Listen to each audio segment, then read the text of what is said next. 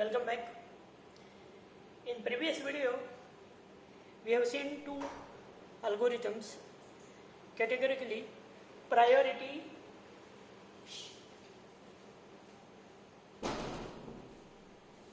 preemptive as well as non-preemptive algorithm. So as a part of continuation of process management module, we have studied FCFS algorithm, SJF algorithm, priority algorithm, and now in this lecture we are going to go ahead with one more new algorithm, and the name of the algorithm is round robin algorithm. So in this lecture we are going to study round robin algorithm. So round robin algorithm is one more CPU scheduling algorithm where processes are scheduled, okay, with a strategy that every process will get a unit amount of time for execution under CPU, okay, in a rotating manner. What do you mean by this? Example, if we consider there are three processes, process P1, process P2 and process P3. If there are three processes available, and if I want to execute, these all three processes will be taken up for execution on one-to-one basis. Like P1 will be executed, followed by that P2 will be executed, followed by that P3 will be executed, and all these three processes will be executed for a specific amount of time, maybe 2 units of time, maybe again 2 units of time, maybe again 2 units of time, and within this stipulated time, if P1 completes its execution, P1 is removed from the memory, and in case P1 does not complete its execution in a given unit of time, after P3, P1 is again taken up for execution, and the process will continue till, okay, a created process completely executes and goes out of the memory. So this is how we can clearly see processes are executed in round robin fashion. We have seen P1 executes for a specific amount of time, same time interval is given to P2, same time interval is given to P3, and if P1 has not finished, after P3, CPU will again schedule P1 for execution. Again it will be given 2 units of time. So this time unit that is given for a process to execute at that moment in the system is called as quantum. So any time whenever processes are executing, if round robin scheduling algorithm is used, every process will get a quantum and it should finish execution within that quantum, otherwise the process will be swapped out of the memory, and once again when its turn arrives, it will be again swapped into the CPU and the process continues execution, and this will continue till process completely executes and goes out of the memory. So that is how round robin algorithm works. We are going to study this algorithm in more better way as usual through example. So let us consider one good example and let us try to solve the example using round robin method, okay, to understand it in more better way.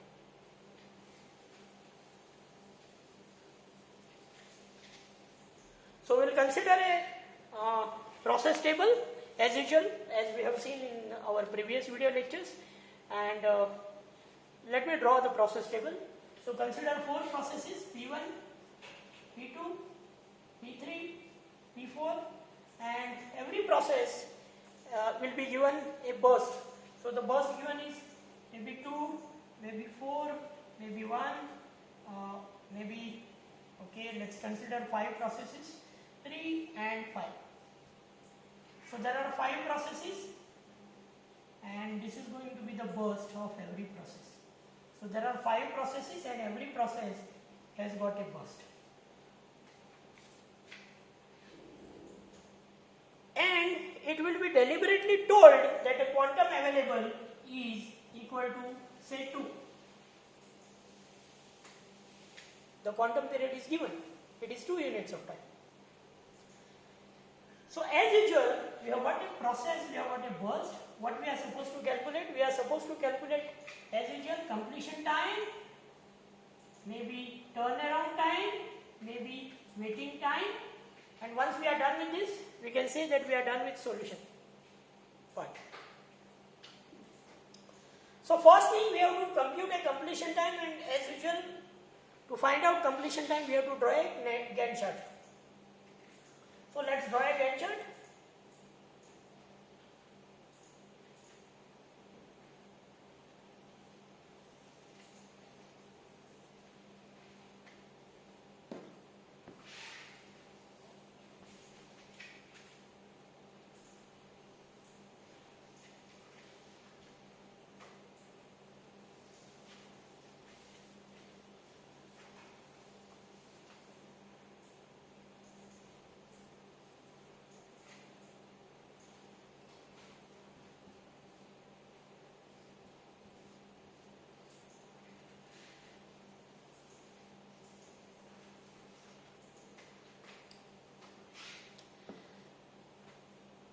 So there is no arrival time given.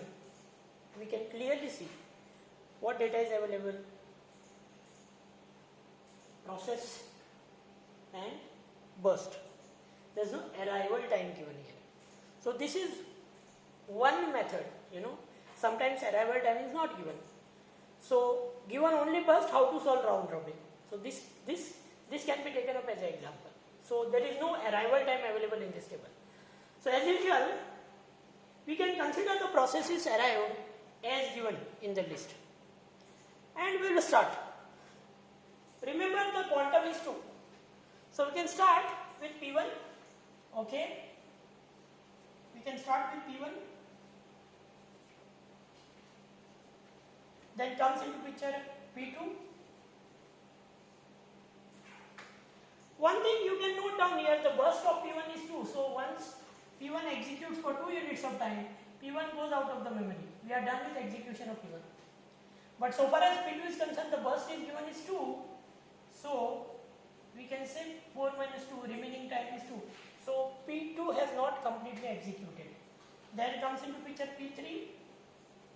P3 needs only 1. And remaining time, so P3 is gone out of the memory.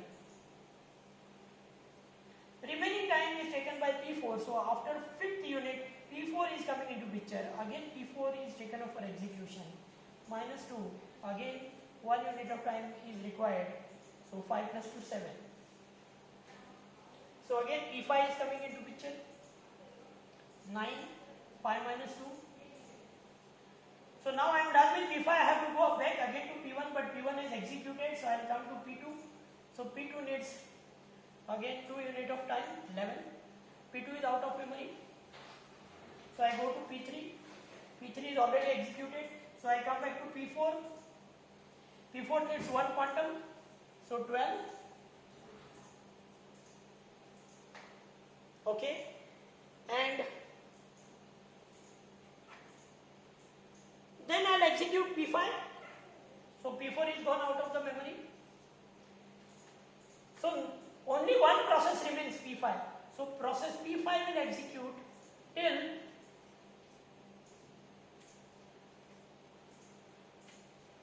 it completely goes out of the memory. So this is what is Gantt chart. And looking at this Gantt chart, we can clearly draw the completion time. So for P1, the completion time is given here as 2. So let's draw the completion time.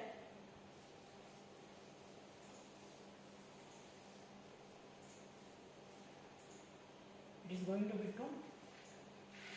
For P2, completion time is given as 12.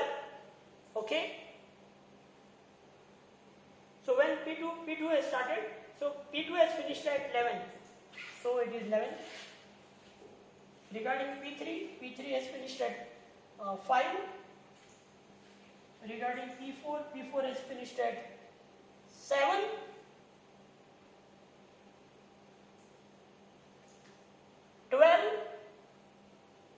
So 12, and again P5 has finished at 9, 14, 15. So it is going to be 15. So we are done with completion time, and now the remaining formalities. We have to compute turnaround and waiting time. So what will be the waiting time? What will be the turnaround time first? So what we have done here,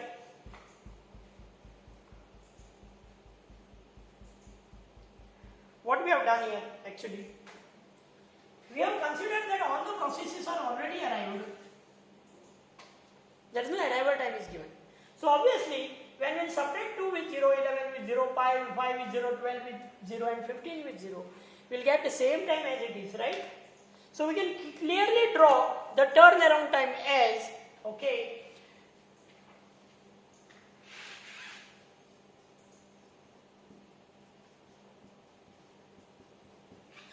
as it is. But while calculating waiting time, what we need to do? We need to subtract 2 minus 2, right? We need to subtract 11 minus 4. If you recollect what we have done previously, we need to subtract 5 minus 1. We need to subtract 12 minus 3. We need to subtract 15 minus 5. So what it comes out to be? 2 minus 2, 11 minus 4, 5 minus 1, 12 minus 3, 15 minus 5, 10. So what we have computed in short, we have computed turnaround time, waiting time, and what remains is to find average turnaround time and average waiting time. So what is average turnaround time? 15, 2 plus 11 plus 5 plus 12 plus 15. It comes out to be 45 by 5, so it is 9 units. So here 0 plus 7 plus 4 plus 9 plus 10 is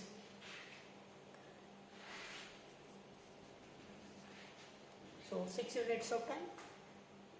So as simple as that. Remember only one thing, that quantum plays a very important role. And sometimes if it happens that process do not require as much time as the quantum given, then you can stop the execution of process there only. And the next time slot is allocated to the next process, as we have done in this example. So that is all about solving of CPU scheduling algorithm using a round robin method in case arrival time is not given. So we will try to see one example, one classical example considering arrival time also, because we don't want to keep any confusions. Okay, so let's try to solve one more considering arrival time. So I'll redraw this so that you will be able to see it in better way.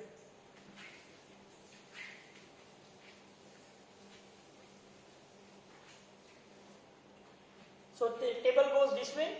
We'll consider 4 processes this time. So processes will have now arrival time, we'll have burst time, we'll have completion time calculation made, then we come to turnaround time and waiting time. Fine. So considering 4 processes, P1, P2, P3, P4, and the arrival time given is, and the burst time is given as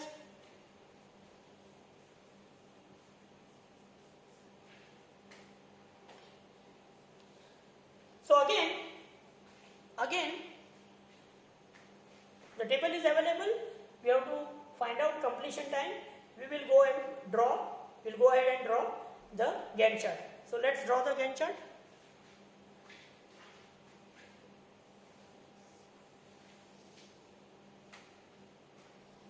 So arrival time is available this time.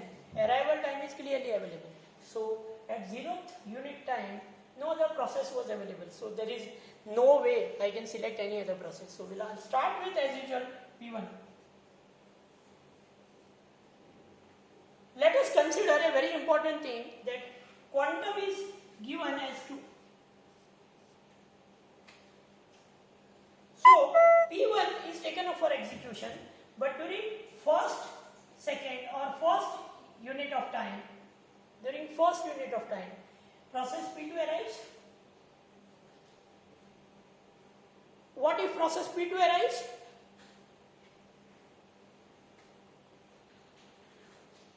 Can I take a process P2 for execution?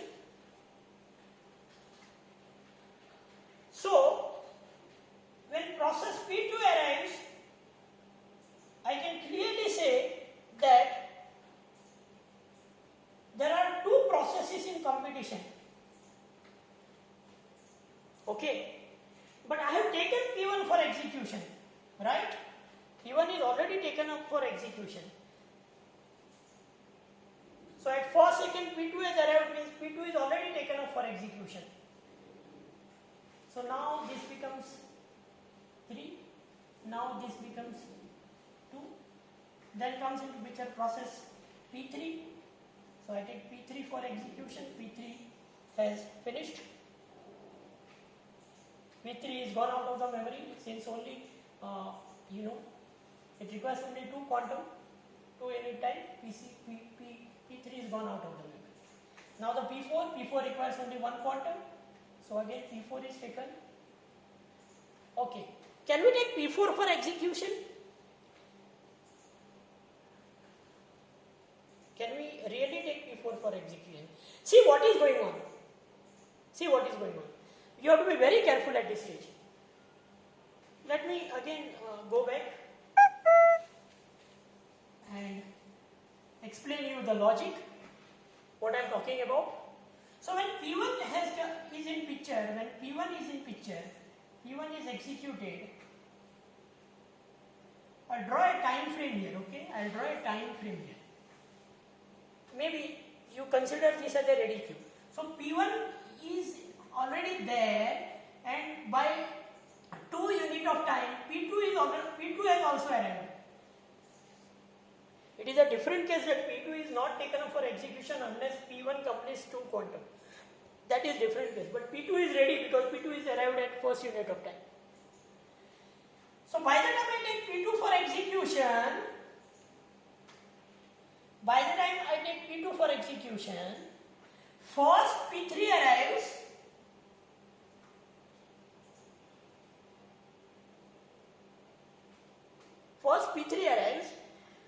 But see here, 0th second, first second and second. 0th unit, first unit and second unit. For the third unit, you can see here P4 arrives at the 4th unit time. For the third unit time, there is nobody else. So, for this quantum, after P3, again P1 will be considered. CPU will never wait. The CPU will never waste time idle.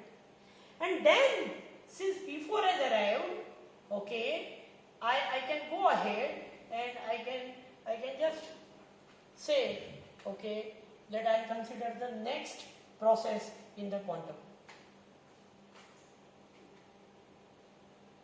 So P1 is done, P2 is done, P3 is done.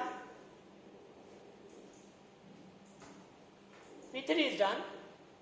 Okay. Again the P1 is considered for execution. So again -2, 1 quantum is required, 8.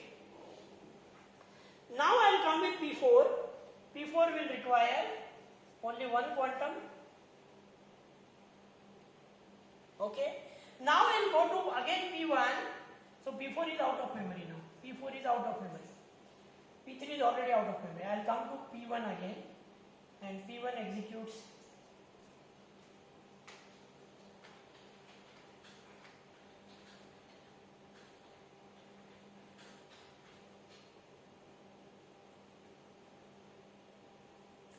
Is it really appropriate that after P4, so P1 is done, then P4 is done, should I consider P1 again? So whose turn it is now? Just pay attention, once P1 is done, we have to come to P2. P2 is still there, P2 has not exited. So instead of P1, here we will execute P2. P2 again needs 2 quantum, so it is 11, and finally P1 is coming into picture, so 12, and we are done with the execution of all the processes. So now P2 goes first and then P1 also goes. So what is to be noted in this process? The order of arrival of the process in the ready queue, and as the process arrives in the ready queue, they are taken up for execution in a round robin fashion. We have noted down that at the third unit time there is no process arrived. So obviously after 3 process P1 is loaded. So after 3 process P1, then process P4 is loaded. Then I will go for P2 since process P2 is over. And then the remaining only one process P1. So the chronological order in which processes are taken for execution is one after other in a round robin fashion, provided they have arrived.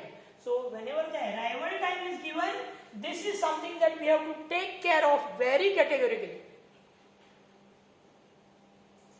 So we are done with drawing of Gantt chart. So we have got a completion time. We'll write the completion time for P1 it is 12. So let's write completion time now. So we'll write completion time. So it is 12.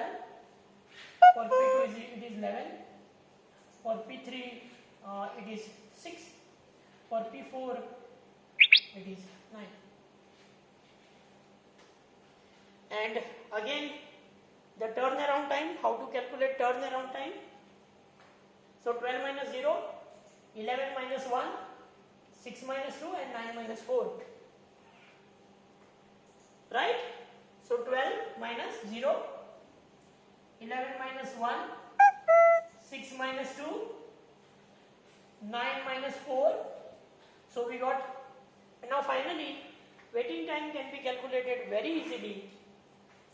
So 12 minus 5, 10 minus 4, 4 minus 2, 5 minus 1. So how much it is? 7, 6, 2 and 4. So what is remaining now?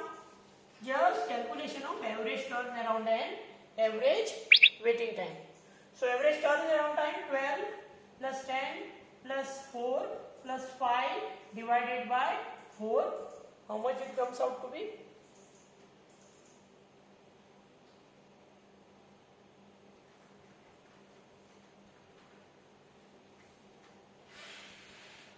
Unit. For waiting time 7 plus 6 plus 2 plus 4 divided by 5, how much it comes out to be?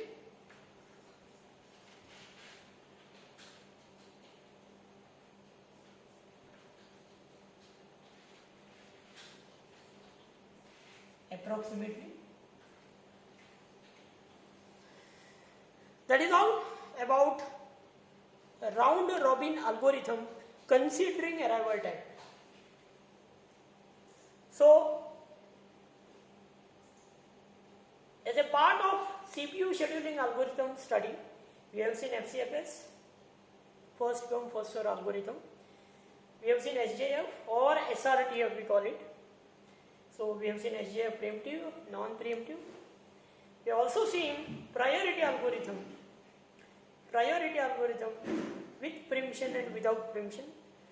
And today in this lecture we are done with the study of round robin algorithm considering and without considering arrival time. That is all for the day in this lecture. See you with some more scheduling algorithm in the next lecture. Good day.